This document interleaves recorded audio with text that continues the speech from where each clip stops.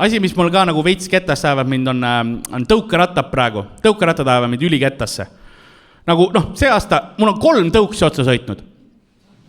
Kuidas sa mulle otsa sõidad? Mul on kogu aeg kollane särk seljas. Mul on sisse ehitatud Helkur Vestiga ringi tüübid rikke nagu sihtmärk leitud. Ma ei ole nii paksuks vahepeal läinud, ma olen mingisugune gravitatsiooniväljad on mul tekkinud, on ju. Ma ei lähe nagu randa ja tõuse mõõn ei tea, mida teha, on ju. Aga tüübid on ikka ratas, ma ei tea, ma ei suuda, nagu sa oled nagu must aukar, sa tõmbad sisse. Pluss ei ole kunagi üks inimene ka tõuksi peal ju. Miinimum 4. Okei, ükskord ma räägin, üks tüüp oli suure mantliga, ma arvan ka see lihtsalt 3 mudilast üksteise peal nagu. Ja siis on osad inimesed, kes on liiga entusiastlikud ka selle tõuksi maailmas sees ju. On ju liiga sees, mul on ka üks sõber selline, kuigi vaatame kauaks seda on, sest ausalt, ta ütles mulle üks, et tead, need tõuksid, mis sa rentida saad, täiesti mõttetud asjad, täiesti mõttetud ja võtavad, kiiruse piire peal maksimum 25 kilomeetrit tunnis. Ja mõttetu. Ma ostsin endale ise tõuksi.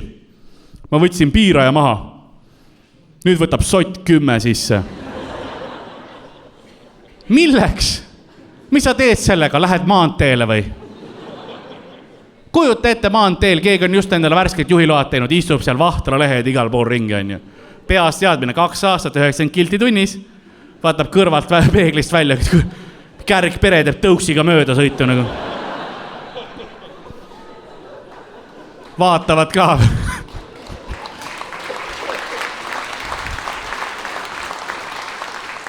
Tallinnas näeme jobi ja otse mulle sisse. Ma ei usalda oma perearsti ka. Ainult enda oma, teised on fine. Sest mu perearst nussib minuga. Nagu vaimselt mitte nagu.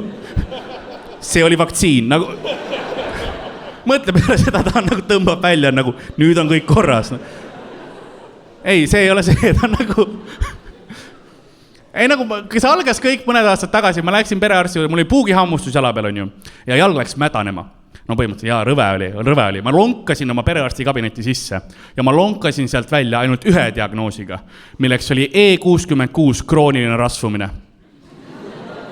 Lihtsalt ametlikult paks, nüüd saate aru, See läheb ju passi kirja.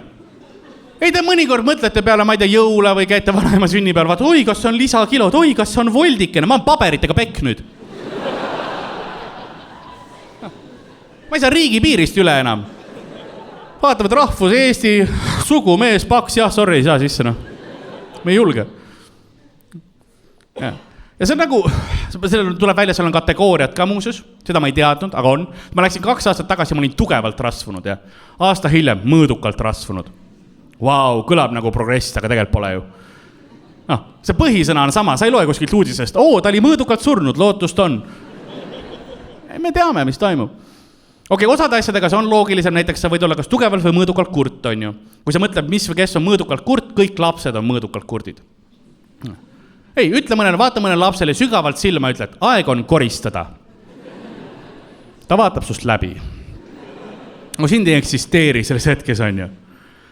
Aga lihtsalt ole kuskil, üksinda köögis ja sosist endete. Jäätis.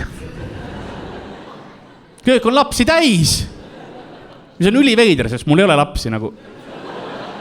Kus te sisse saate, see on 4. korrus. Onu Karl, mis me täna suhu paneme?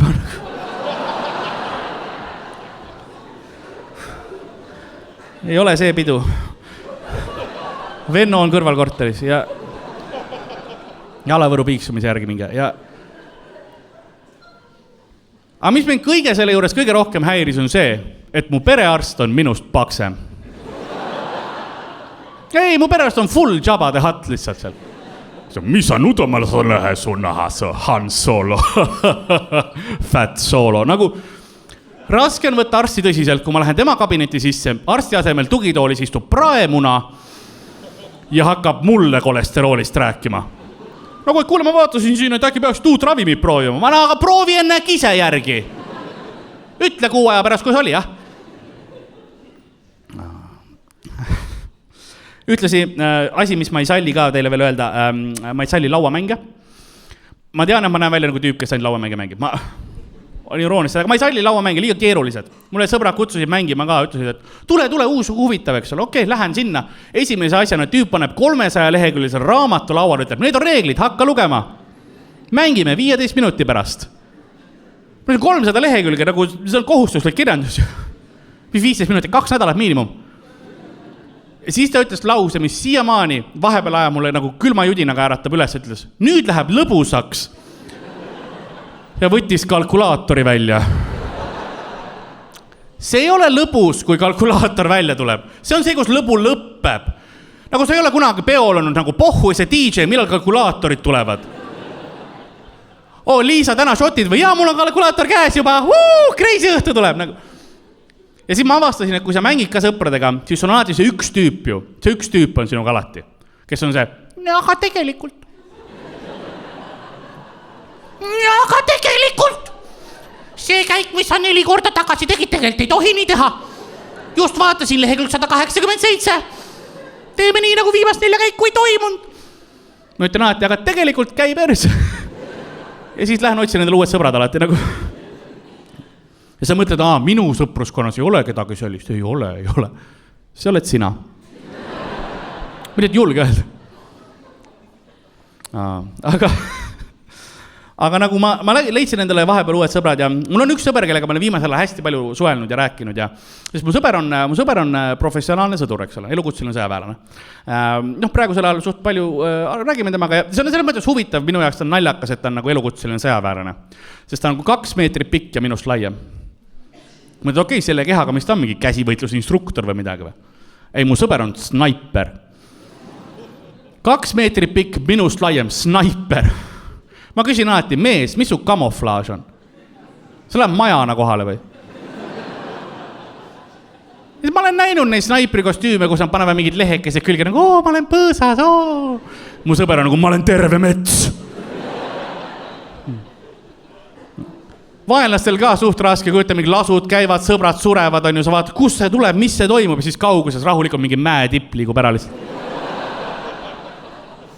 No mis sõrmust isanda lahing see on nagu? Miks entid armeerinud?